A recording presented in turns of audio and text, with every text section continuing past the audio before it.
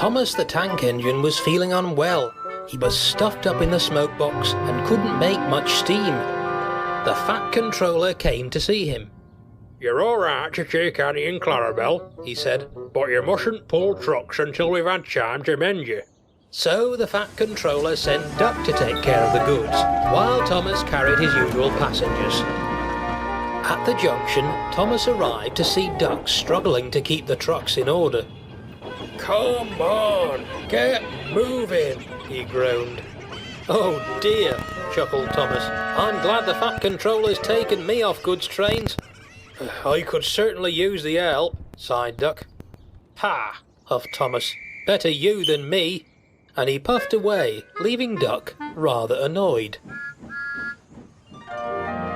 The next morning, Thomas was preparing for his first train when the driver came up. "Change of plan, Thomas," he said. "Duck will be taking your passengers while you'll be looking after the goods."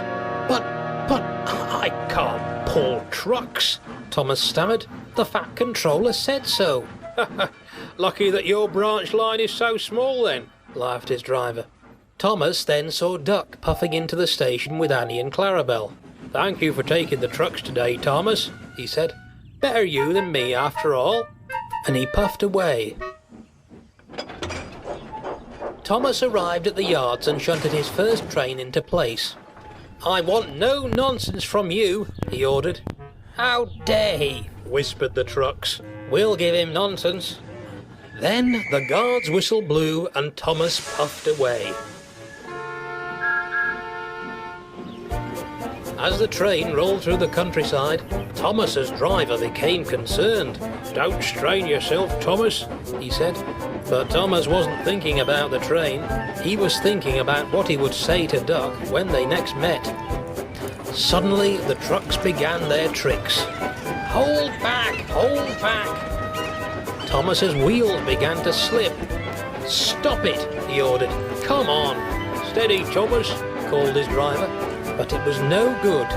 Thomas strained and strained, pulling as hard as he could, until... "Ouch!" he yelled, as he came to a sudden halt.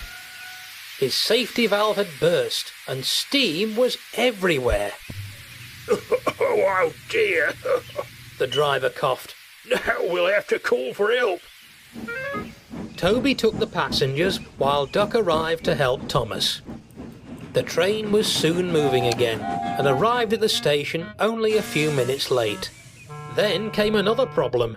"We've got too much freight," cried the yard manager. "There aren't enough trucks for the delivery." Then Duck had a cheeky idea. "You know, sir," he said, "Thomas is out of action at the moment. Perhaps you could fit the goods in his cab."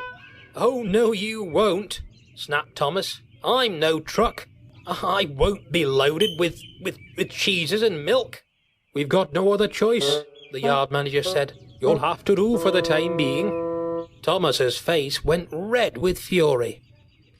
So, for the rest of the journey, Duck pulled the train along, delivering goods to the stations and towns, all while Thomas was still fuming at the end. The other engines would whistle and laugh whenever they saw him. Even Bertie Buss chuckled as he raced by. When they arrived back at the big station, Duck shunted Thomas into a siding. The Fat Controller was waiting. "Oh dear, Thomas," he said. "I shall have to send you to the works to be mended." Thomas sighed and looked at his buffers. "Duck, you'll have to stay here until Thomas is repaired. You won't mind, will you?" "Of course not, sir," he said. "Better me than Thomas. After all, someone has to take care of the goods trains round here." The Fat Controller smiled and walked off, as Duck puffed away, leaving Thomas to ponder in embarrassment.